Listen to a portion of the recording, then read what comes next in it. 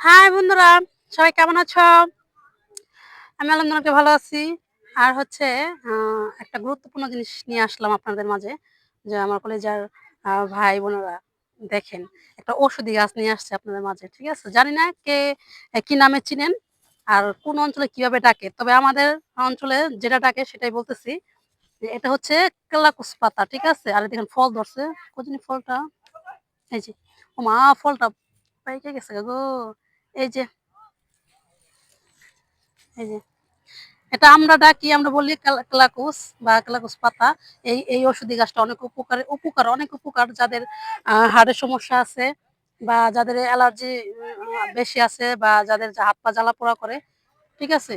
তো এটা অনেক কার্যকারিতা। এই যে দেখেন ঔষধি ফল, এটা ঔষধি গাছ। ঠিক আছে? এটা অনেকে শাক রান্না করেও খায়। তো আমরাও খাই। ঠিক আছে? তো চোখের সামনে পড়লো তো তাই আপনাদের সাথে মানে বিষয়টা শেয়ার করলাম আরকি। দেখছেন? কি সুন্দর ফল ধরছে, পাইকা গেছে। ও মা!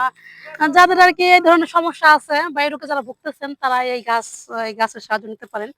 বা ওই যে যাদের হার্টের সমস্যা বিশেষ করে তারা এই গাছ ওই যে ছেঁচা নাকি আ রস খাইলে আরকি অনেক উপকার পাওয়া যায়।